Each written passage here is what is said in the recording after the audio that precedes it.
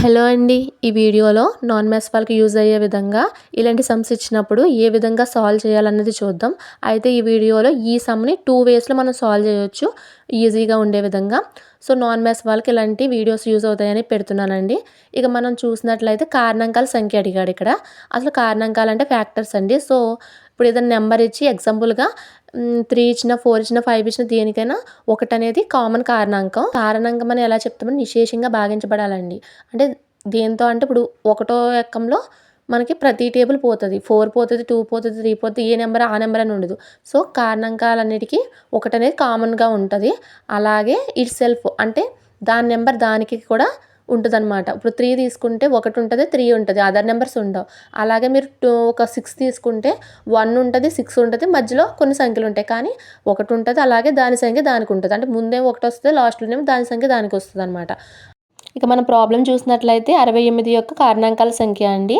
So, దాని కారణాంకాల సంఖ్య ఎలా కనుగొచ్చంటే 2 వేస్‌లో మనం 2 వేస్ ఉంటదండి తెలుసుకోవడానికి, సాల్వ్ చేయడానికి. సో, ఇక మనం ఫస్ట్ వే చూసినట్లయితే 68 అండి. సో, 68 అనేది ఏ టేబుల్‌లో పోతుంది? ముందుగా అది ఒకటో ఎక్కమండి.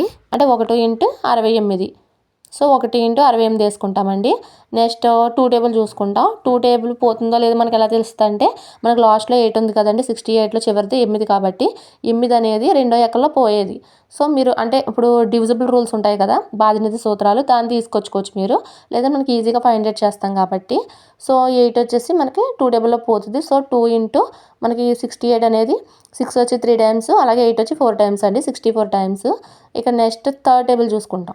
థర్డ్ టేబుల్ చూసుకున్నప్పుడు మనం ఇక్కడ చూసినట్లయితే మనం డివిజిబిలిటీ రూల్స్ ప్రకారం 6 + 8 కలుపుకుంటే మనకి 3తో పోయే నెంబర్ రావాలి. సో, 6, 8 కలుపుకుంటే మనకి అక్కడ 14 వస్తుంది. సో, 14 అనేది మూడో ఎక్కంలో పోయేది కాదు. సో, అందుకనేసి మనం మూడో ఎక్కంలో 68 అనేది పోదు. ఇక నాలుగో ఎక్కం చూద్దాం. నాలుగో ఎక్కం చూసినట్లయితే 68 అనేది పోతుంది. సో, ఎన్ని టైమ్స్ అంటే 6 వచ్చేసి 1 టైమ్ అండి. ఇంకా మనకి 2 మిగులుద్ది. 28 వచ్చేసి 7 టైమ్స్ అంటే 17 టైమ్స్ పోతుందండి. ఇంక ఏ అదర్ టేబుల్స్‌లో ఇది పోయేలా లేదు. ఇంకా 5థ్ టేబుల్ పోదు, 6థ్ టేబుల్ పోదు కాబట్టి ఇక్కడితో ఇది ఆపేస్తామండి. సో, ఇక్కడ మనం చూసుకున్నట్లయితే కారణాంకాలు 1, 2, 4, 17, 34, 68 అండి. అంటే ఎన్ని కారణాంక సంఖ్యలు వచ్చాయంటే 1, 2, 3, 4, 5, 6 అండి. టోటల్‌గా 6 అండి. సో, 6 అనమాట. కారణాంకాల సంఖ్య 68కి 6 అని చెప్పవచ్చు. ఇదే ఆన్సర్ మనం ఇంకో వేలో కూడా ఫైండ్ ఔట్ చేయొచ్చండి. కానీ ఇది కొంచెం ఈజీ అని నాకైతే ఇదే ఈజీగా అనిపిస్తది. సో, అది ఎలా అంటే నేను ఎల్‌సీఎంకి ఎలా కడతానో అలాగే ఈ 68కి కూడా 2 టేబుల్ చూసుకున్నానండి. కామన్‌గా పోతది కాబట్టి. సో, 2 టేబుల్ మళ్ళీ 34 టైమ్స్ పోయింది. సరే 34 వచ్చేసి మనకి 1 టైమ్ 17 టైమ్స్. సో, 17 సార్లు పోతుంది. సో, మళ్ళీ మనకి ఏ టేబుల్‌లో 17 పోదు. ఓన్లీ 17 ఎక్కల్లోనే పోతది. సో, 17 వేసేసుకున్నానండి. ఇక్కడ మనకు చూసినట్లయితే 2 ఇంటూ 2 అంటే 2 స్క్వేర్. అలాగే 17 అండి.